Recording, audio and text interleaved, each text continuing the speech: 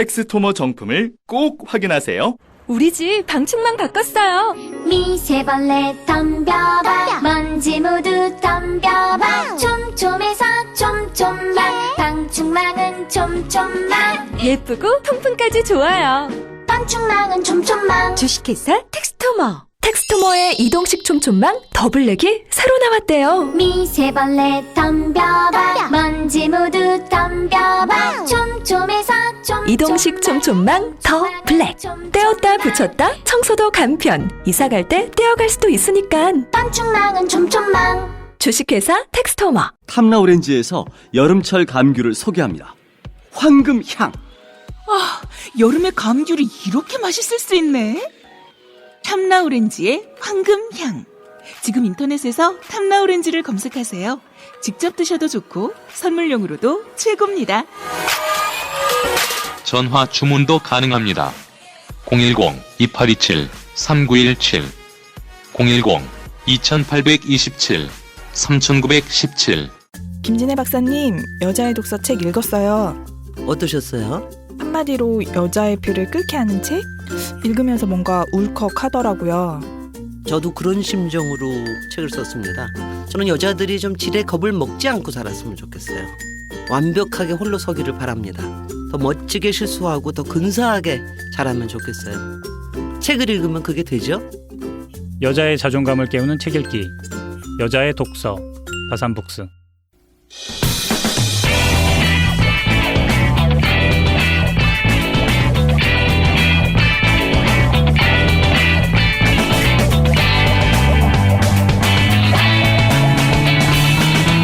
김어준의 뉴스공장.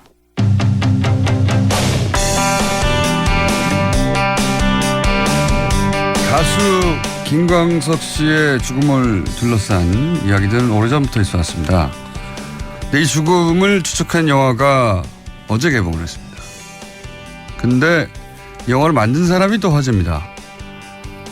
다이빙 죄송합니다. 다이빙벨을 만든 기자가 영화를 처음으로 만들었었는데 이제 두 번째 작품을 내놨습니다. 이상호 기자 스튜디오에 직접 나오셨습니다. 안녕하세요. 네, 안녕하십니까. 이상호입니다. 김광석 씨 죽음을, 이 영화는 죽음을 추적하는 거죠. 그렇죠. 김광석 씨를 가수로서 기리는 영화가 아니라. 기려야죠. 일단 누군지 알아야 되니까. 지금 20대 분들은 잘 모르세요. 네, 그렇죠. 물어보니까. 그래서 일단 그분이 얼마나 위대한 가수인지, 노래가 얼마나 좋은지를 보여드리고 시작하죠. 일단. 네. 하지만 영화의 주 테마는 김광석 씨의 죽음이 이상하다는 거잖아요. 이상한 정도가 아니라 자살이 아니고 100% 네. 타살이다. 이제 잘 모르시는 분들을 위해서 잠깐 요약하면 목을 매서 자살했다. 한마디로 말해서 어느 날 갑자기. 네. 그때 당시는 어마어마한 화제였습니다. 네, 큰 화제였고, 그리고 이제 부인이 당시에 이제 자살인 이유에 대해서 언론 인터뷰를 많이 했었고, 그리고 나서 뭐 이상하다는 얘기는 그때부터 있었어요. 네. 처음부터. 하지만 그 자살이라는 게 뒤엎어지지 않고 그냥 자살로 끝났죠. 사건은. 몇 년 전이죠 벌써. 21년 됐습니다. 예. 21년 만에 그 죽음이 이상하다고 이걸 추적하게 된 첫 번째 계기가 뭡니까? 제가 물먹은 사건이에요. SBS에서 특정을 했죠. 네. 야근에. 예. 그리고 제가 혼찌검이 나와서 이제 그때만 하더라도 네. 이제 수습 기자였습니다. 수습 기자였지 않습니까? 근데 기억이 굉장히 남는 사건이었군요. 그럼요, 아팠죠. 네. 물먹으면 혼나죠 그때 당시. 혼나는 정도가 아니라 육두문자가 날라오죠. 그래서 오히려 사건이 끝났음에도 불구하고 혹시 남은 게 없나 계속 따라가 봤다. 장례식 내내 장례식장에 있었어요. 네. 그리고 따라가 봤고. 네. 그러니까 지난 20여 년간 계속해서 이것은 이상한 사건이라는 게 머릿속에 떠나지 않았군요. 그렇죠. 당시에 상식적으로 접근하면 다 이상했어요. 근데 워낙 이제 그 부인께서 자살이다라고 강변을 하셨고. 자살의 동기나 뭐 여러 가지 얘기하셨죠. 네, 우울증 그리고 여자 관계 뭐 이런 것들을 제시하셨고 대서특필되면서 이제 묻혀버렸죠. 네. 그런데 취재를 해보니까 둘 다 사실이 아니야. 그리고 오히려 반대야. 그거를 머릿속에 계속 담고 있다가 네. 이제는 이 이야기를 꼭 풀어야 되겠다 생각하시고 그 형식을 영화로 잡으신 거죠, 이제. 그러니까 MBC에 있을 때도 계속 이걸 보도를 추진했었어요. 네. 왜냐하면 주변 분들이 이제 제가 물 먹어서 열심히 만회하려고 취재하는 기자 네. 이걸 아시고 주변 분들이 제보를 계속 해주셨어요. 수년 동안. 그래서 이제 뭐 카메라 출동 뭐 사실은 2580 이런 프로에서 보도를 추진했는데 100% 이건 뭐 소송이 들어오는 사건이니까 보도를 못했죠. 근데 이제 회사 잘리고 나서 네. 이제는 뭐 소송을 당해도 회사가 아니라 내가 당하는 거니까. 뭐 제가 뒤집어 쓰면 되니까. 네. 알겠습니다. 자, 그러면 이것은 이상호 기자의 주장이라는 걸 전제로 하고, 네. TBS는 상관이 없습니다. 네. 근데 이건 주장은 아니고요. 네. 100% 팩트로. 네. 이건 팩트만. 당연히 네, 팩트만 추려서. 근데 영화를 만들었죠. 보실 분들을 위해서 스포일러를 빼고 그러면 팩트로 기반해서 이 영화가 주장하는 김광석 씨 죽음의 의문점 네. 몇 가지만 얘기해 주세요.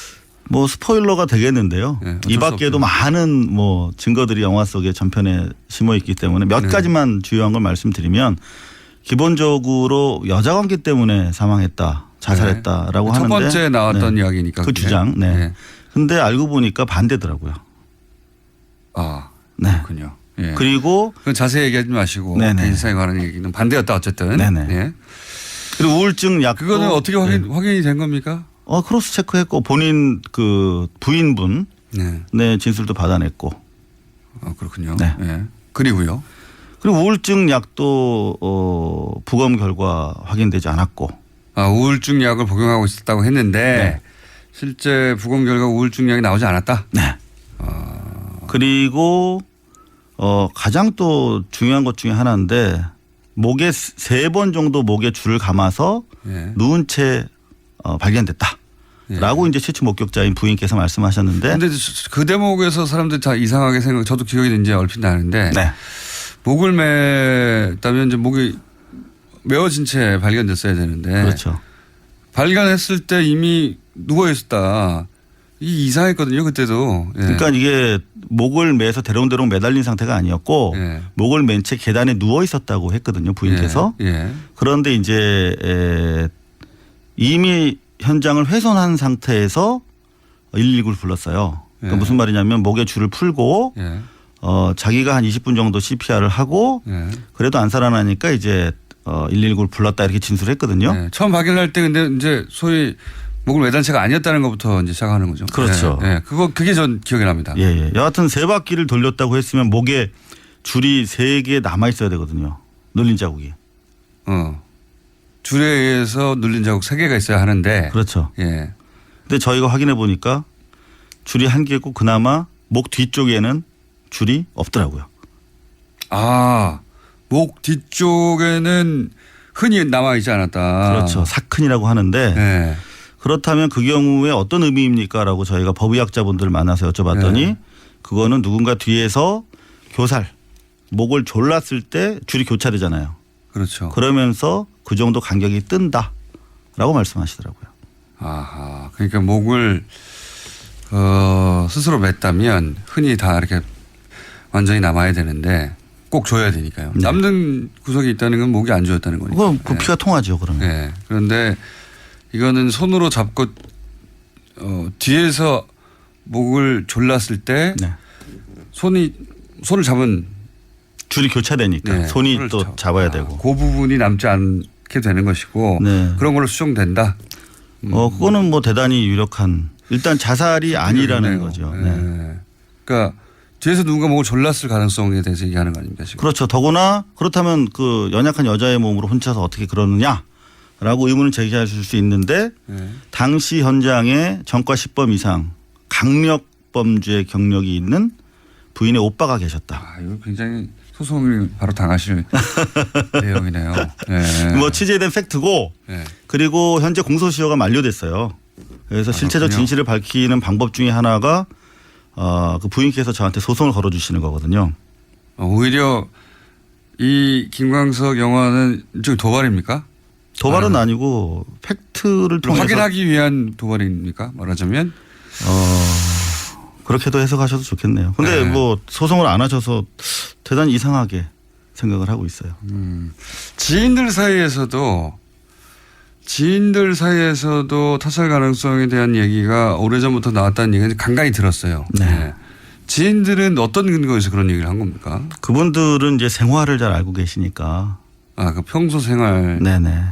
보아서 예를 들어 우울증 때문에 여자 문제 때문에 자살했다는 게 도저히 납득이 안 간다. 내가 잘 아는 그 친구가 이런 얘기군요. 이를테면은 서예순 씨가 김광석 씨를 만나기 전에 결혼한 사실을 숨기고 결혼했다. 그리고 애도 있었다. 예. 심지어 애를 낳아서 죽였다. 이런 사실을 알게 된 지인분들이 예. 사실 그 공개적으로 얘기하기는 어렵지 않습니까? 저처럼 소송을 각오하지 않으면 그 경우에 이제 알고 계시니까 그런 이야기들이 주변에서 퍼졌는데 이제 팩트 확인 단계를 거쳐서 제가 소송을 각오하고 지금 말씀드리고 있습니다. 이런 많은 내용들이 영화에 담겨 있는데요. 네. 그러니까 이 죽음의 이상한 점을 따박따박 찾아가는 거군요. 네네. 그러면 여기서 의문점은 당시 그러니까 사건 당시 일반인들이야 이제 언론에 보도되는 여러 인터뷰를 통해 가지고 그랬을 수도 있겠다 하지만 그리고 지인들은 또 수사권이 없으니까 어쩔 수 없다고 하지만 당시 사건을 수사한 사람들이 있잖아요. 네. 경찰은 그런 언론 플레이에 영향을 받나 하더라도 거의 뭐 안 받거나 눈앞에 있는 증거 가지고 판단할 거 아닙니까? 근데 그걸 왜 놓친 거죠? 대부분 이런 내용들은 이제 사후 몇 년, 5년, 10년을 거치면서 주변 분들이 바로 측근, 친구들 이런 분들이 시간이 지나고 나니까 좀 이상하다 해서 저한테 나중에 제보해 주신 부분들이 많아요. 그러니까 당시에는 경찰들이 인지를 못한 부분이 많았고 사건이 예를 들어서 뜬다 이런 부분 같은 경우에는 프로파일러들이 투입되면 그 당시에는 프로파일러 개념도 없었고 20년 전에는 대부분 지금도 그런 관행이 남아 있습니다만 경찰에서 수사한 내용을 국가수에서 확인해 주는 사실 국가수 부검이 뒤집힌 경우가 많아요. 그러니까 대체로 이 변사자를 대하는 공권력의 태도와 수사상의 시스템의 문제를 저는 사실은 크게는 지적하고 싶었던 문제인데 이를테면은 현장이 보존되지 않은 상황이거든요. 이 경우는 훼손됐죠. 목격자에 의해서. 그랬다 하더라도 의학 지식이 있는 검안 의 이런 분들이 사실 현장에 나가야 되고 형사소송법에 따르면 검사가 나가게 돼 있는데 그렇지 못한 변사자들이 대단히 많고 1년에 한 3만 명 정도 달하는 변사자가 발생을 하거든요. 그러니까 사실은 이 시스템이 보완되지 않고서는 현장에 경찰력이 만성적인 사실 업무 과중 상태에 있기 때문에 그 경찰 책임만 묻기도 상당히 어려운 그런 사안이었죠. 그렇다도 이 사안은 뭐 대단한 그 관심을 불러일으켰던 사건인데 경찰이 그렇게 초동수사 비롯해서 부실했다는 게 잘 이해가 안 가네요. 그래서 사실 예를 들어서 뭐 거짓말 탐지기라든가 기본적인 조사는 했을 거 아닌가요? 그 당시에 부인에 대해서 혐의점을 두고 적극적으로 수사하지는 못했죠. 그 제가 뭐 수습 기자라서 취재력이 한계도 있었습니다만 그래서 나중에 2002년에 검찰에서 제가 다시 기획 취재를 하면서 검찰이랑 접촉해서 제가 인터뷰한 부인의 육성 테이프를 넘겨서 그걸로 거짓말 탐지를 돌린 적이 있어요. 아 그래요? 네. 나중에? 네. 사건 당시가 아니라? 사건 당시에는 검찰이 워낙 완강하게 수사를 안 했어요. 더구나 지휘를. 그분이 뭐 연수 가신다고 짐 싸고 있더라고요. 왜 이런 거 취재하냐고. 그래서 어쨌든 취재한 목소리를 가지고 거짓말 탐지기를 한번 집어넣어 본 적이 있다? 네. 그 결과는 어떻게 나왔습니까? 거짓말로 나왔어요. 근데 이제 직접 간 게 아니라 목소리만 가지고 했으니까 그게 정확도가. 저도 그게 가능하냐고 여쭤봤더니 그게 그 비디오 테이프였거든요. 근데 종합적으로 분석을 한답니다. 비디오 테이프로도. 표정이라든가 억양, 뭐 눈의 떨림, 깜빡거림, 뭐 그런 것들로 뭐 전문가분들이시니까요.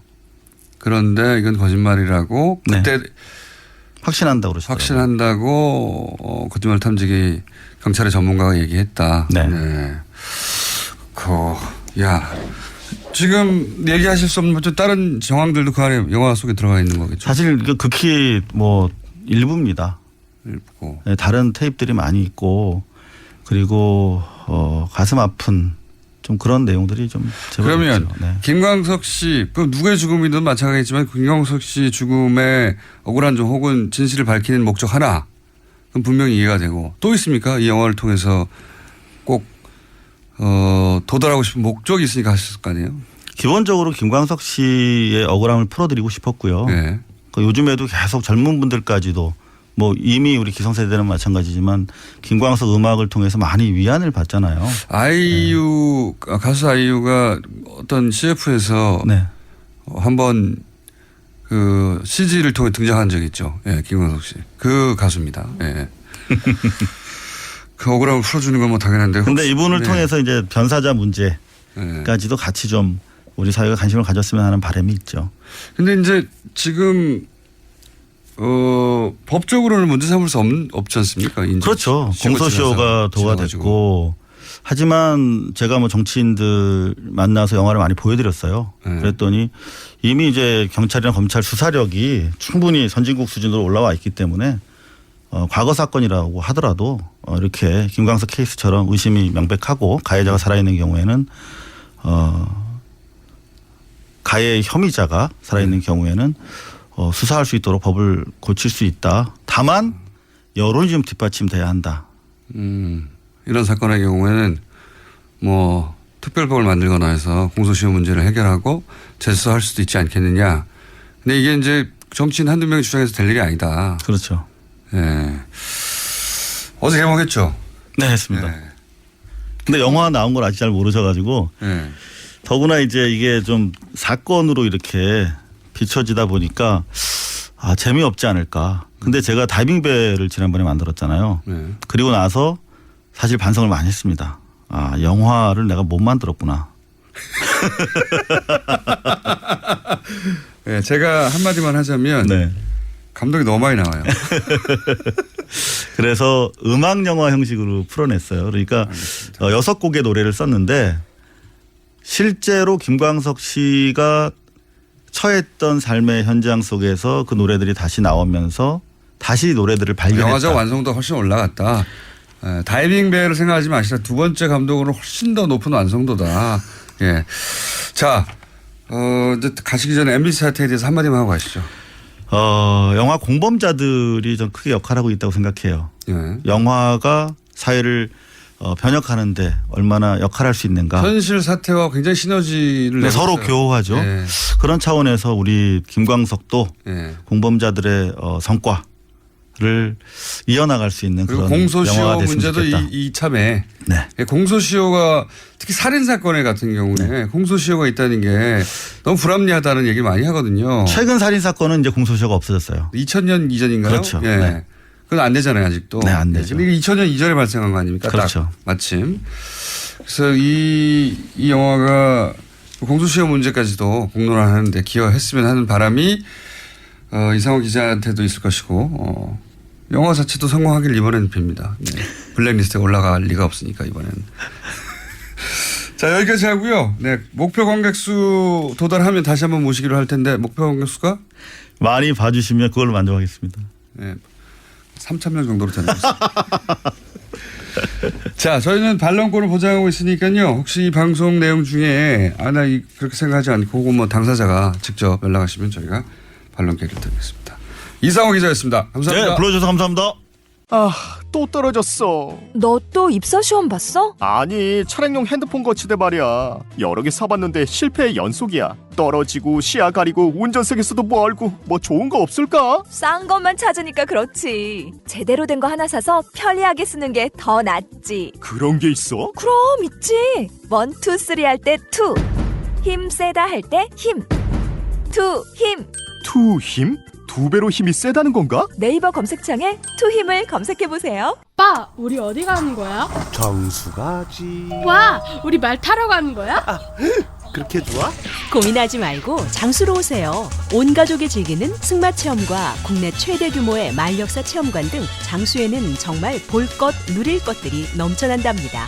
말의 심장 소리를 직접 느껴보는 장수에서의 하룬 여행. 장수는 항상 가까이 있습니다. 주말 여행은 장수로. 승마 체험 예약은 063-350-5486.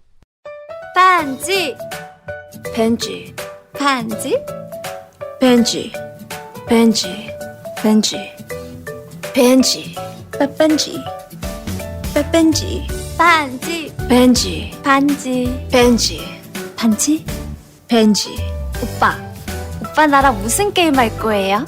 벤지. 벤지 벤지 벤지 빠빤지 빤빤지 오빠는 마법사 업데이트.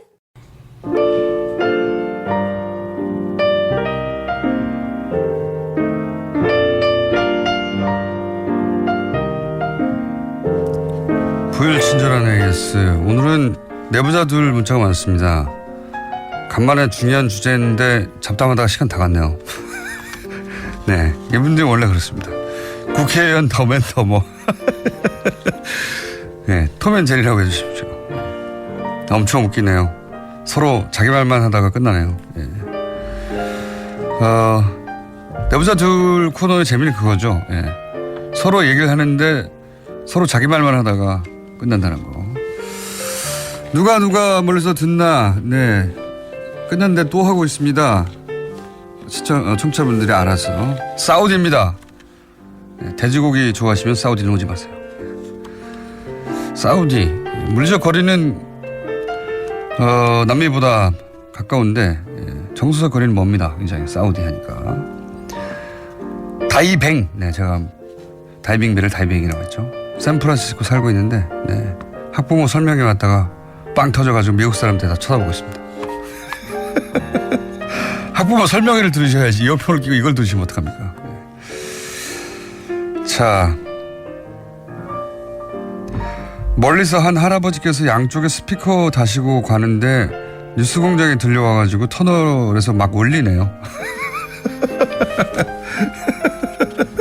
그걸 듣고 계신 아버지가 이런 말씀을 하셨습니다. 저거 사입이 아니냐고. 재미있는 문자가 오늘 많습니다. 그리고 이 문자 소개해드리겠습니다. 문자를 잘못 보냈는데 꼭 소개해드릴게요. 황정민의 FM 대행진 19년 동안 진행한, 저도 재밌게 듣던 방송인데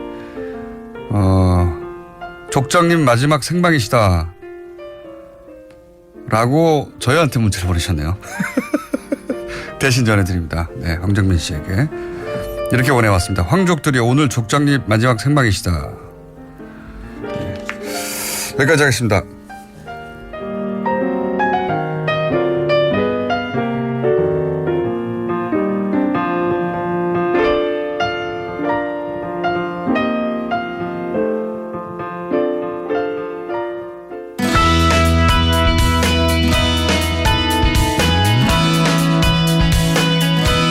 자, 오늘은 저희가 코너를 융합했습니다.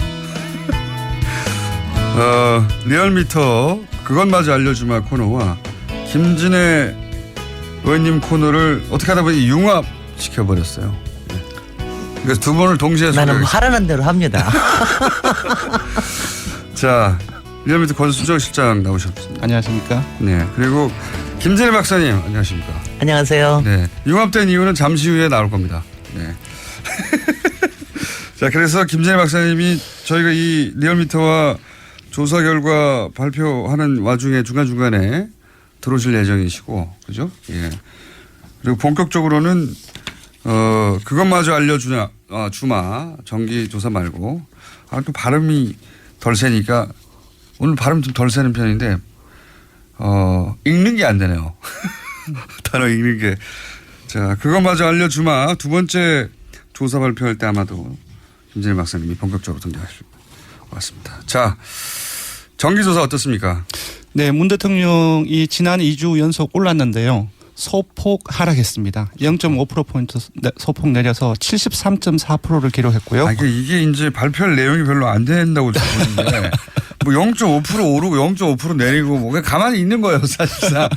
예. 표본으로서 생각하면. 오차범위 내이기 때문에 네. 거의 변동이 없다고 봐야 되겠죠. 근데 네. 이제 한 주간 이제 3일 동안 흐름을 보면 조금 봐야 될 부분들이 있습니다. 아시다시피 사흘 간격으로 탄도 미사일이 두 번 발사가 됐죠. 네. 그 이후에 또 인사 논란이 계속 지속되고 있습니다. 박성진 후보자라든지 유정 후보라든지 훨씬 더 많이 빠져야 되는데 네, 맞습니다. 빠졌다는 얘기인가요? 사실상 저 같은 경우는 이제 그러한 논란들이 준척되어 있기 때문에 조금 더 빠지지 않을까 예상을 했는데 빠지지 않았어요. 오히려 어제 일간에서는 74.0%로 소폭도 올랐거든요. 그래서 그 이유를 조금 들여다봤더니 아시다시피 그 정가변 한국당 의원이 문 대통령 헌법 위반 사례 3가지를 지적하고 탄핵 사유가 있다라고 발언을 했을 때 이게 상당히 많이 논란이 됐습니다. 또 요즘 계속 그 MB 정부에서 이제 군 댓글 공작 개입 정언이라든지 국정원 댓글 사건이라든지 이러한 부분들이 보도가 상당히 많이 되고 있습니다. 그래서 이러한 부분들이 조금 하락폭을 둔화시키지 않았나. 여론조사 기관이 참 저는 힘들 거라고 보는 게 그 과거 정부 혹은 과거 사례를 보면 이런 큰 사건들이 벌어지면 이제 이거 하락 포인트다라고 네네. 예상하고 조사를 하는데 하락을 안 했어요. 그러면 이유를 찾아야 되잖아요. 네네. 왜냐하면 모르니까. 네네. 그 이유를 찾고 있는 거예요. 그죠? 이유를 찾는데 상당히 많은 시간이 걸립니다. 그러니까 기본적으로 생각했던 대로 움직이지 않으면 그 원인을 파악해야 되기 때문에 여기저기 게시판이라든지 댓글이라든지 다른 사람들하고 또 정치권에 얘기를 한다든지 이 과정들이 너무나 많은 시간이 걸려요. 제 생각에는 그거보다는 왜 문재인 정부의 지지율이 오랜 기간 오차 범위 내에서 안 움직이나 이렇게 분석해야 될 것 같아요. 네, 왜냐하면 오차 범위 내에 0.5% 상승했습니다. 뭐 1.2% 하락했습니다. 이게 지지율이 5%면 그것도 지난주에 핵심 지지층이 워낙 탄탄하다. 그러니까 문 후보를 찍고 똑같은 말을 계속 할 그런 수 부분들을 계속 말씀을 소개시켜 드렸고. 아니 그 저기 뭐 좀 전환을 위해서 다음 주에는 한번 팍 떨어져야 되겠네. 아니 근데 저는 박성진 변수는 아직 별로 반영이 안 됐다고 생각을 하고요. 다음 주에는 반응이 좀 나올 거고. 그렇지도 않은 어떻게 처리가 되느냐에 따라서 좀 달라질 테고. 지지층에서도 상당하게 좀 반발이 있기 때문에. 근데 이제 저도 그럴 거라고 생각하고 여론조사를 거의 석 달 가까이 자세히 봤는데 별 변동이 없어요. 예, 조금 말씀드리면 그러니까 변동이 없는 거를 지금 계속 증명하기 위해서 이걸 하는 겁니까? 그렇지는 않고요. 그렇지 않은데 여론조사 기관은 항상 분석을 해가지고 이유를 제시해 줘야 되잖아요. 그게 이유를 매번 만들기 힘들다. 근데 박성진 그 후보자 인사 논란도 학습 효과, 참여정 학습 효과가 있기 때문에 핵심 지지층이 잘 이탈하지 않고 있습니다. 사실상. 보호해줘야 된다. 그러니까 생각 외로 다르게 움직이는 것은 한 포인트는 지금 핵심 지지층의 성격이 어떤지 그것을 좀 분석을 해볼 필요성이 있고요. 핵심 지지층 분석을 제가 한번 본 적이 있거든요. 저 90% 위에서 내려오질 않아요. 계속 거기 있어요, 그냥. 중간에 상당히 많은 일이 있었고 전체 지지율은 조금씩 떨어지지 않았습니까? 근데 핵심 지지층만 보니까 90%대 중반대에서 계속 일직선으로 가고 있는 거예요. 네, 우리는 로열해요. 그래서 여론조사 기관이 참 해먹기 힘들다는 얘기를 좀 하고 있는 중입니다. 지난주에도 그 얘기를 했는데 소폭 떨어졌다, 소폭 올라갔다는 게 이게 이제 만약에 대통령 지지율 5%면은 0.5%도 큰 거예요. 그렇습니다. 근데 너무 위에서 놀고 있기 때문에 그다지 의미가 없는.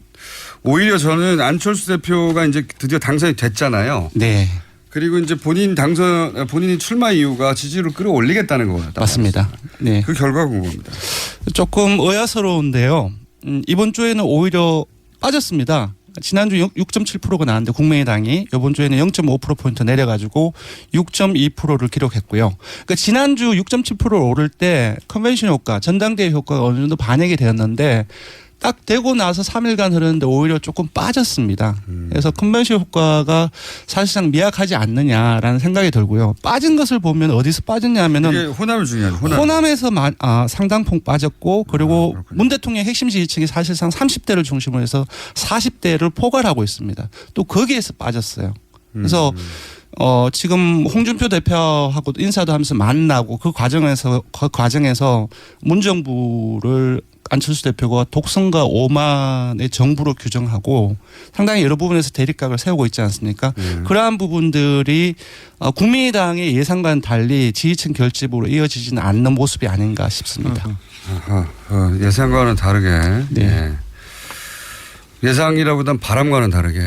자, 여기까지 알겠습니다. 나머지 정당은 별로 안 궁금한 것이 해요. 더불어민주당도 뭐 0.몇 % 올랐다 내렸다고 자유한국당도 뭐 그래봐야 많아야 1%대. 그래도 정기조사니까 그 숫자는 숫자만 하죠. 네, 알겠습니다. 민주당은 소폭 올라서 52.2%이고요. 자유한국당은 지난주에 14.9%를 기록했는데 살짝 올랐습니다. 16.8%이고요. 바른정당은 소폭 내려서 6.5%인데 오차범위 내에서 3위를 계속 유지를 하고 있습니다. 마지막에 정의당은 소폭 내려서 6%대를 유지하고 있습니다. 네. 큰 변화가 없다. 정당 네, 큰 변화가 없습니다. 이제 국민의당이 이제 오를 포인트였는데 오르지 못했다는 것 정도 짚고. 네. 자, 굉장히 재밌는 여론조사를 저희가 한번 했습니다. 뭐냐면 서울시장 잠재 후보군을 놓고 여론조사를 한번 돌려봤어요. 네. 본격적으로 물론 누구를 어떻게 넣느냐에 따라서 이제 크게 왔다 갔다 할 것 같은데 왜냐하면 현재는 민주당 지지가 높고 네네. 그리고 민주당 후보군을 많이 넣을수록 민주당 후보들끼리 가까먹겠죠. 그렇습니다. 그런 면이 좀 있습니다. 자, 일단 조사 발표해 주시죠. 내용을. 네. 2강 2중 6약 구도로 나왔습니다. 민주당이 상당히 강세로 나왔고요. 그리고 민주당 지지층과 문재인 대통령 지지층의 지지를 받는 박 시장이 강세로 나타났습니다. 숫자를 전해드리면요. 박 시장이 26.3%로 1위로 나왔습니다. 그리고 오차범위를 살짝 벗어나서 이재명 성남시장이 19.5%로 2위로 나왔습니다. 그래서 오차범위를 살짝 벗어났기 때문에 지금 현재로는 이제 양강이 아닌가 싶고요. 그리고 여기서 이제 궁금한 점이 하나 있어요. 네. 김진일 박사님한테. 네. 한마디 하실 타이밍인데. 왜? 저는 이재명이 왜 들어갔는지 모르겠는데 원래 안 들어오기로 했잖아. 누가 집어넣은 거야 이거? 그렇지는 않고요. 예. 누가 오케이 한 거야? 이재명 시장이 오케이 했나요? 이재명 시장이 경기도지사도 계속 거의 굳어졌다라고 얘기했는데 공식적으로 발표는 하지 않았어요. 네. 네. 공식적으로 발표는 하지 않았지만 네. 제가 듣기로는 아직도 박원순 시장이 서울시장 3선 도전을 한다면 네. 본인은 서울시장 도전할 생각이 없다. 그러면 전제는 박원순 시장이 서울시장 도전을 하느냐잖아요. 그거를 아직 확실하게 하질 않았죠. 그런데 네. 이제 최근에 인터뷰에서 본인은 중집에 가면 요즘 3선 짜장만 시킨다고 했거든요. 정말 박 시장께서 그러셨나요? 네. 이게 이제 다른 사람이 하면 재미없을 텐데 박원순 시장이 하니까 워낙 썰렁한 분이라. 예.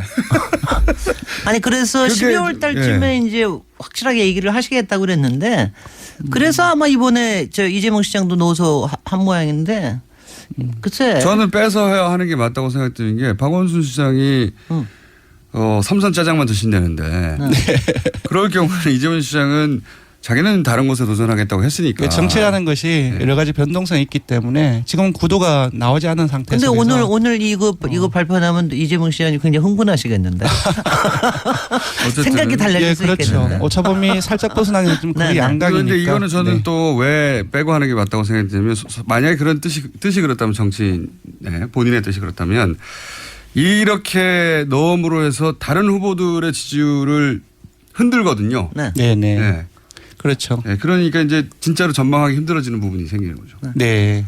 근데 다른 후보들을 흔들 수는 있지만 지금 이제 정당 요인이 지방선거에 상당히 많이 작용을 하는데 정당별의 전체적인 규모를 줄이거나 그렇게 하지는 않는 것 같습니다. 민주당을 보면 다 합치면 54.7%고, 민주당 한국당 계열은 19.2%, 국민의당은 10.3%, 정의당 5.9%, 바른정당 2.8% 거의 제가 봤을 때는 넣고 빼고 크게 차이가 없을 거예요. 정당 지지율에 개인 경쟁이 약간 더해지거나 맞습니다. 그 정도군요. 그래서 이재명 성남시장이 빠진다 할지라도 전체적인 그런 부분들이 박원순 시장이라든지 그렇게 가서 전체적인 파이는 그럼 일단 이렇게 해보죠. 민주당 후보군으로 집어넣은 사람들만 따로 빼서 하면 어떻습니까?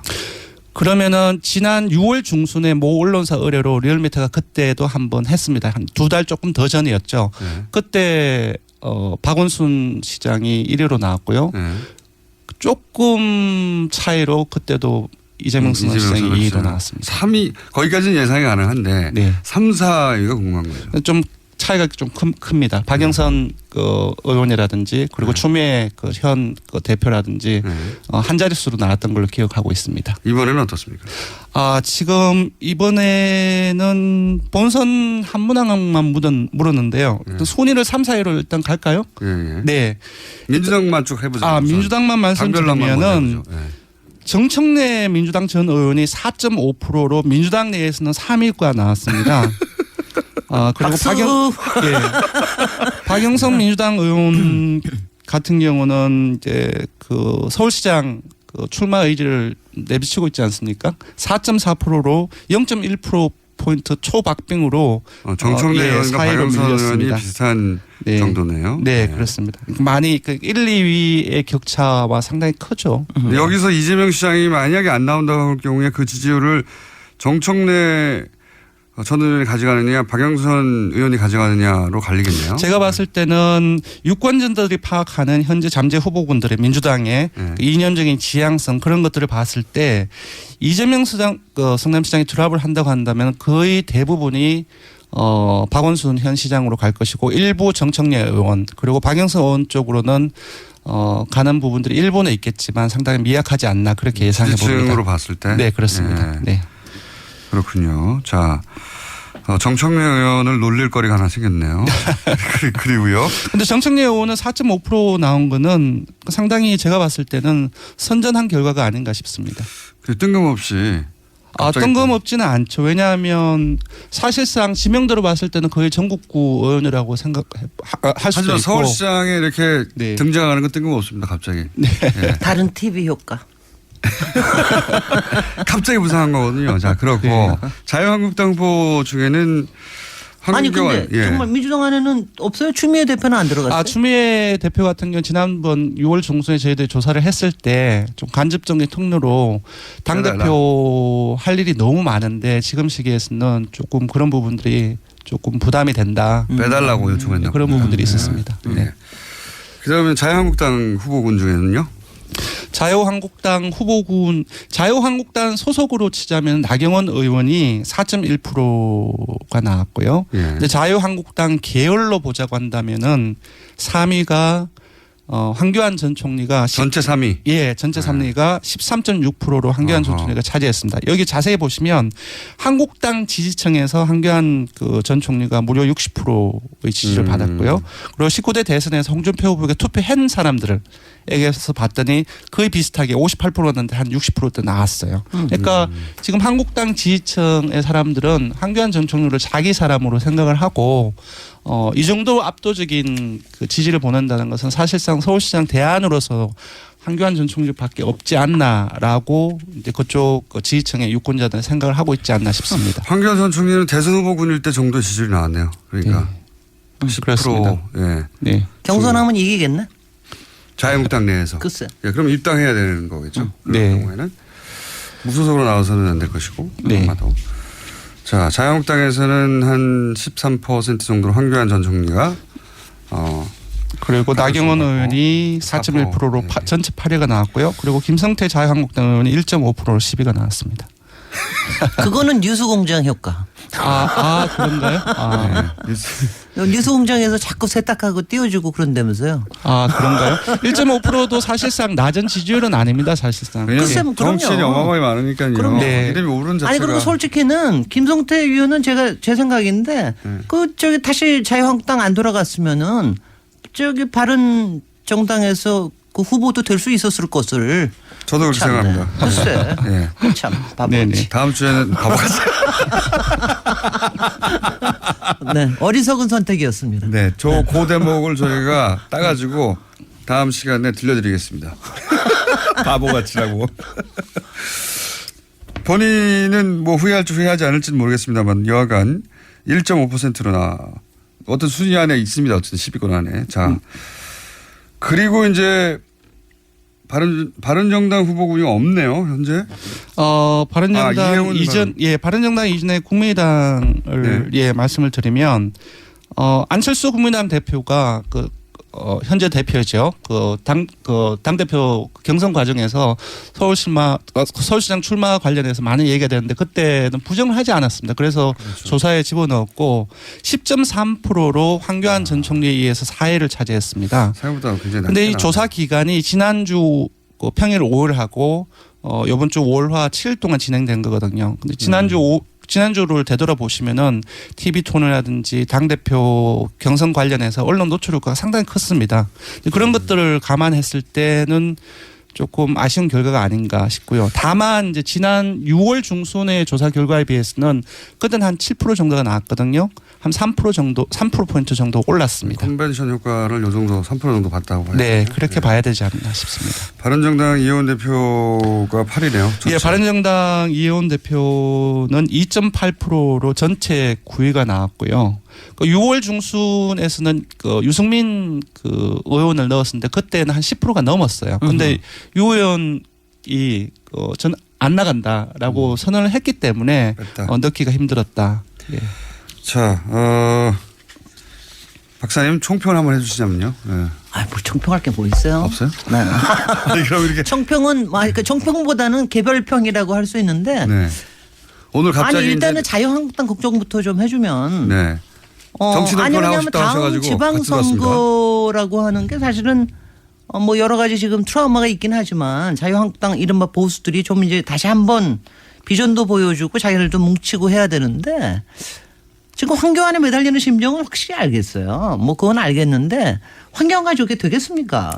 그리고 그 황교안은 일단 보세요. 그 내부에서야 경선에서 이길지 모르지만 우리가 저기 하면 일단은 박근혜하고 떨어질 수 없는 사람 아니에요. 근데 그런 사람이 되겠습니까? 뭐 그것보다 더 많은 얘기를 할 수 있지만 뭐 별로고요. 그 다음에는 이제 그 다음에 그 안철수 10% 나왔다는 게 뭐 사실 굉장히 작게 나온 편이었는데 뭐 본인은 많이 걱정하실 거예요. 대표도 그렇고 뭐 부산시장 얘기도 나오고 뭐 등등히 하는데 근데 저는요. 이거 뭐냐면 저는 문제를 찾아내는데 굉장히 제가 지적을 하는 게 한데 좀 그러니까 안철수 뒤에 시장이 붙는 게 어울려요? 나는 왜냐하면 예전에 박근혜 뒤에 네. 시장이 붙는 게 전혀 안 어울렸다고 다들 그랬거든요. 박근혜 보고 행정경험 필요해서 뭐 시장도 한번 뭐 도지사나 이런 얘기 했지만 전혀 안 어울렸잖아요. 대중들 속에 이제 그 정치인이 가진 포지션이 맞냐 시장이 맞냐 안 맞냐. 그러니까 박근혜 시장이 안 어울렸듯이 안철수 시장도 굉장히 안 어울린다고 봅니다. 그리고 안철수 정치인으로서의 안철수, 뭐 인간으로서 안철수, 시민으로서 안철수는 박원순 시장을 등단시키고 이기게 만드는 정말 혁혁한 공을 세우셨기 때문에 저는 뭐 하여튼 그거를 인정하고 싶습니다. 서울시장으로는 맞지 않다 근데. 시장으로 저는 맞지 않다고 저는 생각을 합니다. 그냥 포지션이 안 맞는 것 같다 머릿속에. 포지션이 안 맞는 것 같아요. 이런 평론을 하고 싶어요. 아니 내가 하고 싶어서 하는 게 아니라 더 해요. 예, 더 하셔도 됩니다. 더 할 수도 있습니다. 네, 또 나머지 예를 들어. 아니 근데 왜 지금 저기 하는 게 노회찬이 안 나와서 제가 그렇죠. 노회찬이 안 나와서 제가 이거 봐 제가 노회찬을 얘기하는 이유는요. 노회찬은 국회의원도 올리고 노회찬 시장도 올리고 노회찬 도지사도 올리고 죄송합니다. 노회찬 대통령도 올려요. 지금 정당별로 가다 보니까 조금 빠졌는데 노회찬 의원이 5위를 차지했습니다. 5위 전체 5위. 예, 안철수 대표 밑에인데 5.9%가 나왔어요. 네. 기억하실지 모르겠지만 민선 5기 2010년이었죠. 네. 오세훈 시장이 될 때 그때 노회찬 의원이 나왔어요. 나왔죠. 그때 3.3% 정도를 득표를 했습니다.